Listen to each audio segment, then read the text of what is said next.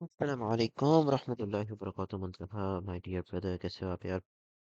तो देखो, अब चलो, पार्ट ए तो हो गया था हमारा। पार्ट बी के बारे में ना, अब बल्कि ये तो आपने ऑलरेडी सॉल्व कर लिया था। सही है, तो मैं इसे क्विकली सॉल्व कर लेता हूँ। यहाँ पर 5 था ना? यस, यहाँ पर 5 था। सही है, तो मैं पार्ट बी कर रहा हूँ। देखो, अब ये 0 है तो ये बन जाएगा 3x² माइनस 12। ओके जानी। तो देखो, ये जो 5 है, जब इसको आप y वाली साइड पे ले आओगे, y का आपको पता ही है 0, बल्कि मैं आपको एक समझा रहा हूँ, ये तो आपने ऑलरेडी किया हुआ है ना, तो ये तो बस फॉर्मेट प्राइस 0, ये तो मतलब ये तो आपको ऑलरेडी आता है। सही है, मैं ज़रा क्विकली सॉल्व कर लेता हूँ इसे जल्दी से, ताकि जो करने वाली बात है उस पर जल्दी से हम आ सकें मुद्दे पे। सब क्या हो गया, तो 12 इधर आ गया, 3x², इस वाले पार्ट को आप स्किप कर देना। सही हो गया, तो आप 3 को तो लेके जाएंगे, ये हो जाएगा 12/3 is equal to x square is equal to 4। आपके पास आंसर आ गया। ओके हो गया, इसको अब लेफ्ट साइड पे ले आओगे, x² minus 4 is equal to 0। अब देखो जनी, ये है अब करने के बाद जो आपने पूछी थी। यहाँ पर ना अब दो मेथड्स हैं, मैं एक लाइन लगा, यहाँ पर अब दो मेथड्स हैं। पहला मेथड तो ये वाला है। सो ये वाला पास पेपर में एक स्टेप थोड़ा सा मिस उन्होंने स्किप किया हुआ। आप 4 को लिख सकते हो ना 2 raised to the power 2, ऐसे भी तो लिख सकते हो। सही है, तो ये हो गया x² - 2 स्क्वेयर। और आपको पता है, एक सेकेंड देना बस,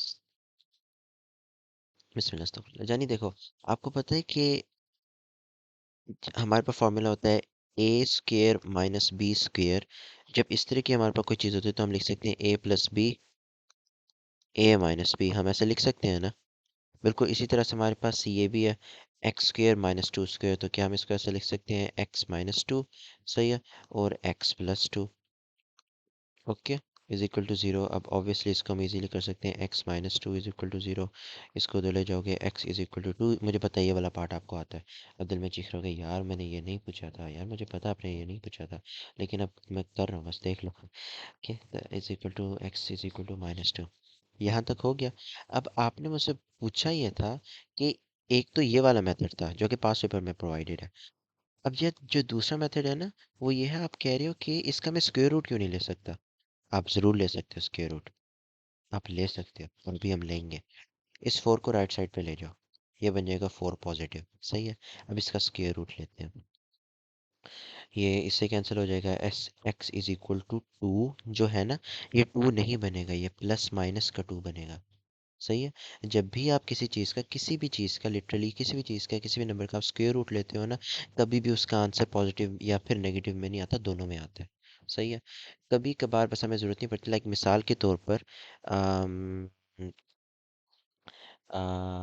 कैसे बताऊँ आपको यार, हाँ, मिसाल के तौर पर अगर उन्होंने मुझे बताया होता कि ये जो एक्स है ना, ये रेडियस है, तो मुझे पता है रेडियस नेगेटिव नहीं हो सकता, क्योंकि अगर लेंथ जो है वो 0 से भी नीचे चली जाएगी तो फिर वो लेंथ रहेगी ही नहीं। राइट, क्योंकि 0 से स्टार्ट होता है, फिर 1 मीटर होता है, 2 मीटर होता है। अगर वो नेगेटिव में चलेगी फिर तो वो एग्जिस्ट ही नहीं करती ना। तो लेंथ जो होती है, मैस होता है, वॉल्यूम होता है, ये तो कॉमन सेंस वाली बात है, ये चीज़ें तो नेगेटिव में हो ही नहीं सकती। इसलिए ये जो स्क्वायर रूट वाली चीज़ होती है ना, ये हमेशा होती है पॉजिटिव में। ओके सॉरी, इसलिए जो ये स्क्वायर रूट वाली चीज़ होती है, पॉजिटिव नेगेटिव दोनों में इनका आंसर आता है। कभी कभार उन्होंने आपसे पूछा हुआ होता है कि बताओ नेगेटिव में होगा या फिर पॉजिटिव में होगा, लेकिन इधर उन्होंने आपसे पूछा हुआ नहीं था। अगर आप क्वेश्चन को गौर से देखो ना, तो लिखा है find the values, plural values, यानी उन्होंने आपको पहले ही बता दिया था कि बी अवेयर, ज़्यादा वैल्यूज आने में। अब आपको पता है प्लस माइनस है, अब इसको ऐसे लिख सकते हो ना, एक्स इज इक्वल टू +2 और एक्स इज इक्वल टू -2। अभी भी आपके पास वही वाला आंसर आ रहा है जो कि आपके पास दूसरे वाले इससे आया था। इससे भी आपके पास वही आंसर आ रहा है, और इससे भी आपके पास सेम आंसर आ रहा है। This is how we had to do it my dear brother.